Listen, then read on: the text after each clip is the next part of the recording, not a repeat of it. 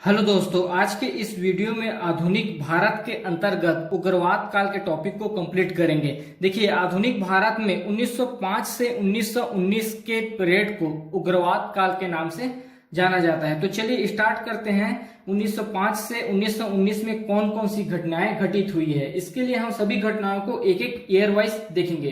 तो चलिए स्टार्ट करते हैं 1905 से। तो सबसे पहले आते हैं 1905। 1905 में हुआ था बंगाल विभाजन। बंगाल विभाजन, देखिए 1905 में हुआ था बंगाल विभाजन। बंगाल विभाजन कराने वाले वायसराय थे लॉर्ड कर्जन, और बंगाल विभाजन का कारण बताया गया था सरकार के अनुसार प्रशासनिक असुविधा, और राजनेताओं के अनुसार इसका कारण बताया गया था बंगाल में क्रांतिकारी आंदोलन का दमन। और बंगाल विभाजन के प्रमुख नेता थे बाल गंगाधर तिलक, विपिन चंद्र पाल, लाला लाजपत राय और अरविंद घोष। फिर 1905 के बाद आते हैं 1906। 1906 में हुआ था कांग्रेस का कलकत्ता अधिवेशन। कांग्रेस का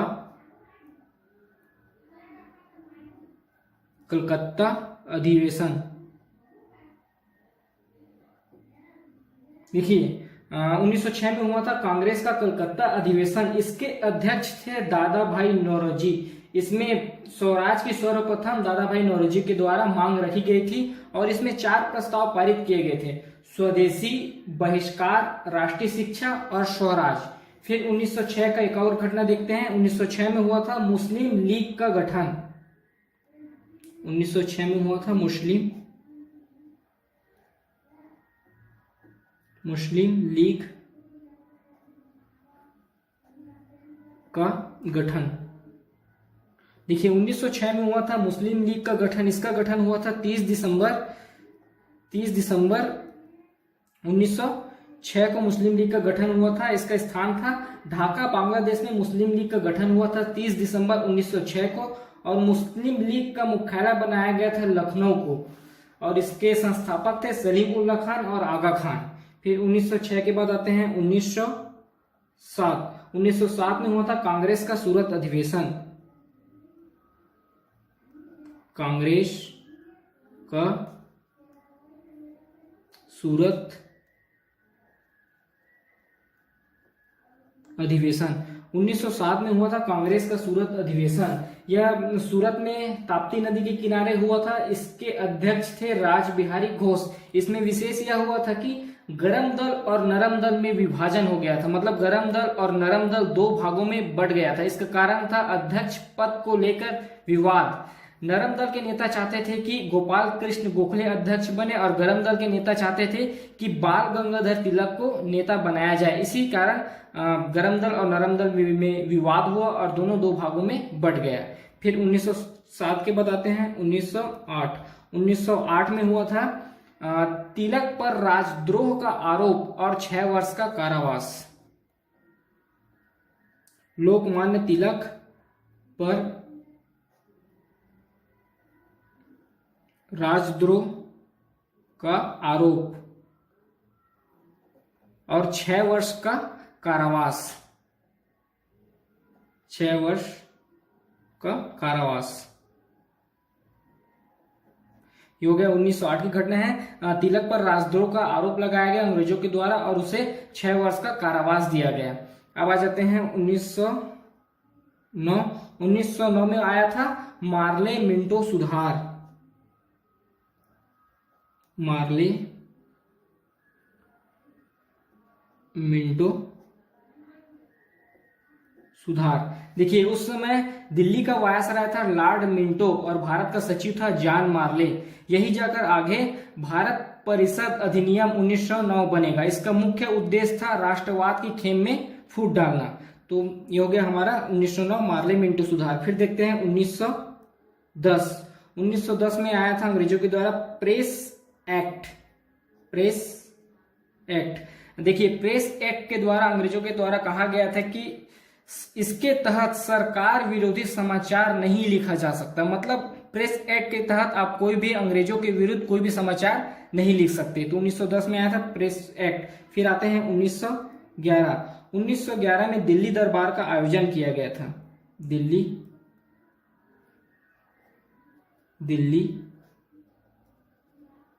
दरबार का आयोजन, 1911 दिल्ली दरबार का आयोजन।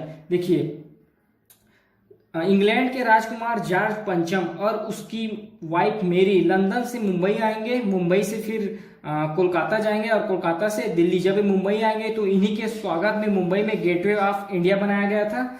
देखिए, और फिर वहां जाके कुछ घोषणाएं करेंगे जॉर्ज पंचम, जैसे कि राजधानी परिवर्तन, कोलकाता से दिल्ली को राजधानी बनाने के लिए, फिर बंगाल विभाजन रद्द की घोषणा करेंगे और बिहार, उड़ीसा, असम को भाषाओं के आधार पर अलग राज्य बनाने की घोषणा करेंगे। फिर 1911 के बाद आ जाते हैं 1912 में दिल्ली दरबार की घोषणाओं का क्रियान्वयन। दिल्ली दरबार की घोषणाओं का क्रियान्वयन। देखिए, जो भी घोषणा किया गया था 1911 के दिल्ली दरबार में, उसी घोषणाओं को लागू किया जाएगा। जैसे बिहार, उड़ीसा, असम का भाषाओं के आधार पर अलग राज्य निर्माण किया जाएगा, बंगाल विभाजन की घोषणा रद्द की जाएगी और राजधानी परिवर्तन किया जाएगा। 1 अप्रैल 1912 को कोलकाता से परिवर्तन कर दिल्ली को नया राजधानी बनाया जाएगा। 1 अप्रैल 1912 को कोलकाता से दिल्ली को नया राजधानी बनाया जाएगा। फिर 1912 की एक और घटना देखते हैं, दिल्ली बम कांड। दिल्ली बम कांड। फिर 1912 के बाद एक और घटना देखते हैं 1912 की, रविन्द्रनाथ टैगोर का गीतांजलि का प्रकाशन। रविन्द्रनाथ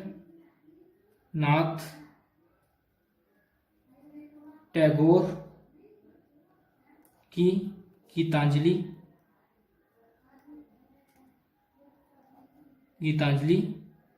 का प्रकाशन। 1912 में दिल्ली दरबार की घोषणाओं का क्रियान्वयन और 1912 में ही दिल्ली बम कांड। 1912 में फिर एक और घटना, रविन्द्रनाथ टैगोर की गीतांजलि का प्रकाशन। फिर देखते हैं 1913 में हुआ था रविन्द्रनाथ टैगोर को साहित्य का नोबेल पुरस्कार। जो उसकी गीतांजलि का प्रकाशन 1912 में हुआ था, उसी पर 1913 में उसको साहित्य का नोबेल पुरस्कार मिलेगा रविन्द्रनाथ टैगोर को। फिर देखते हैं 1913 की एक और घटना देखते हैं। 1913 में हुआ था गदर पार्टी की स्थापना। गदर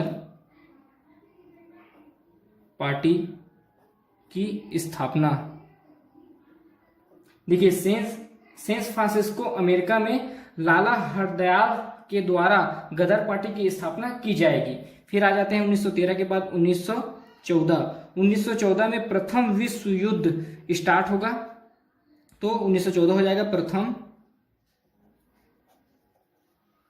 विश्व युद्ध की शुरुआत। 1914 में हो जाएगा प्रथम विश्व युद्ध की शुरुआत। और 1914 की एक और घटना देखते हैं, कामागाटा मारू प्रकरण। कामागाटा मारू प्रकरण। 1914 में कामागाटा मारू प्रकरण।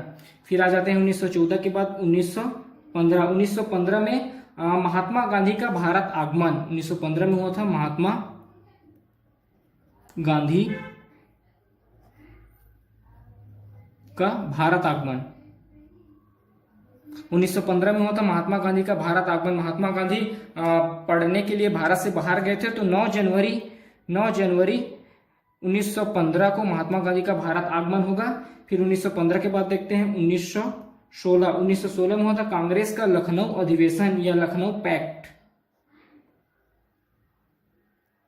लखनऊ पैक्ट या इसी को कांग्रेस का लखनऊ अधिवेशन। इसके अध्यक्ष थे अंबिकाचरण मजूमदार। इसमें एक खास बात ये थी कि जो 1907 में कांग्रेस का सूरत अधिवेशन हुआ था और इसमें गरम दल नरम दल का विभाजन हुआ था, वही विभाजन लखनऊ पैक्ट या कांग्रेस के लखनऊ अधिवेशन में एकीकरण हो जाएगा बाल गंगाधर तिलक और एनी बेसेंट के प्रयास से। फिर 1916 की एक और घटना देखते हैं, होम रूल आंदोलन या गृह शासन आंदोलन। होम रूल आंदोलन या इसी को बोलते हैं गृह शासन आंदोलन, गृह शासन आंदोलन, होम रूल आंदोलन या गृह शासन आंदोलन। इसका आरंभ हुआ था 28 अप्रैल 1916 को बेलगांव पुणे महाराष्ट्र से। इसके नेतृत्व करते थे बाल गंगाधर तिलक एवं एनी बेसेंट। उसके बाद आ जाते हैं 1917 में आया था अंग्रेजों के द्वारा मॉन्टेग्यू चेम्सफोर्ड सुधार, मॉन्टेग्यू चेम्सफोर्ड सुधार 1917 में आया था मॉन्टेग्यू चेम्सफोर्ड सुधार। इसकी घोषणा की गई थी 20 अगस्त 1917 को। 20 अगस्त 1917 को मॉन्टेग्यू चेम्सफोर्ड सुधार की घोषणा की गई थी। उस समय भारत के सचिव थे एडविन मॉन्टेग्यू और वायसराय थे लॉर्ड चेम्सफोर्ड। इन्हीं के नाम पे रखा गया था मॉन्टेग्यू चेम्सफोर्ड सुधार, जो आगे जाकर भारत शासन अधिनियम 1919 बनेगा। उसके बाद 1917 की एक और घटना देखते हैं, चंपारण सत्याग्रह। 1917 चंपारण सत्याग्रह 1917 में हुआ था चंपारण सत्याग्रह। इसके गांधी जी के नेतृत्व में हुआ था। बिहार चंपारण में इनके अनुरोध के लिए गए थे राजकुमार शुक्ल। नील की खेती के विरुद्ध ये हुआ था और यह आंदोलन सफल था। उसके बाद आ जाते हैं 1918 में हुआ था अहमदाबाद मिल मजदूर आंदोलन। अहमदाबाद मिल मजदूर आंदोलन 1918 को होता अहमदाबाद मिल मजदूर आंदोलन बोनस को लेकर, और यह महात्मा गांधी का प्रथम सफल भूख हड़ताल था। फिर 1918 की एक और घटना देखते हैं। 1918 में ही हुआ था खेड़ा सत्याग्रह। खेड़ा सत्याग्रह 1918 में हुआ था खेड़ा सत्याग्रह। यह भी महात्मा गांधी के द्वारा किया गया था। इसमें कर न पटाओ आंदोलन चलाया गया था। फिर 1919 की एक और घटना देखते हैं। 18 के बाद 1919 में प्रथम विश्व युद्ध का समापन हुआ था, जो 1914 में स्टार्ट हुआ था। प्रथम विश्व युद्ध, इसी का समापन 1919 में होगा। तो प्रथम विश्व युद्ध का समापन 1919 हुआ था 1919 में। फिर 1919 की एक और घटना देखते हैं, रोलेट एक्ट अंग्रेजों के द्वारा लाया गया था। रोलेट एक्ट 1919 में लाया गया था रोलेट एक्ट। रोलेट एक्ट को मोतीलाल नेहरू द्वारा बिना अपील, बिना दलील, बिना वकील का कानून कहा गया था। और 1919 में ही रोलेट एक्ट के विरोध में 1919 में रोलेट सत्याग्रह चलाया गया था। रोलेट सत्याग्रह 1919 में आया था रोलेट एक्ट, और रोलेट एक्ट के विरोध में 1919 में रोलेट सत्याग्रह चलाया गया था महात्मा गांधी के नेतृत्व में, जिसमें 1919 में ही एक जुलूस निकाली गई थी, जिसके नेतृत्व कर रहे थे डॉक्टर सत्यपाल व डॉक्टर सैफुद्दीन किचलू, जिन्हें अंग्रेजों के द्वारा गिरफ्तार कर लिया गया था। जिसके इस गिरफ्तारी के विरोध में 1919 में जलियांवाला बाग में एक सभा का आयोजन किया गया था। तो 1919 में एक और घटना घटेगी जुलूस के बाद। 1919 जलियांवाला बाग हत्याकांड।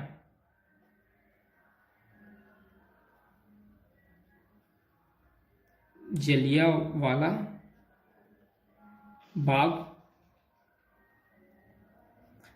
बाग हत्याकांड। देखिए, इसमें इसके नेतृत्व करते थे general Reginald Dyer. Jallianwala Bagh हत्याकांड बैसाखी के दिन 13 अप्रैल 1919 को हुआ था। फिर जलियांवाला बाग हत्याकांड के जांच के लिए 1919 में हंटर कमेटी की गठन की जाएगी। हंटर कमेटी की गठन। 1919 में हंटर कमेटी की गठन की। 1919 में खिलाफत आंदोलन चलाया जाएगा। लास्ट है 1919 में खिलाफत आंदोलन। खिलाफत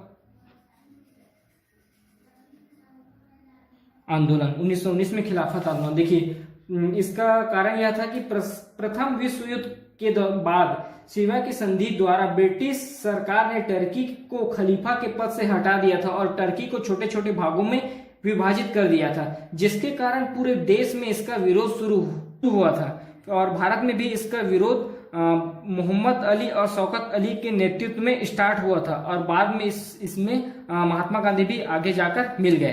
तो ये हो गया हमारा आधुनिक भारत में उग्रवाद काल 1905 से लेकर 1919 तक। अगर अभी तक आपने हमारे चैनल को सब्सक्राइब नहीं किया है तो प्लीज सब्सक्राइब कर लीजिए, क्योंकि अब हम एक एक टॉपिक को डिस्कशन करेंगे। अब एक एक टॉपिक के ऊपर एक एक वीडियो बनाएंगे। जैसे बंगाल विभाजन के ऊपर कंप्लीट इंफॉर्मेशन के लिए एक वीडियो इस पर बनेगा, वैसे ही सभी टॉपिक पर एक एक वीडियो बनेगा।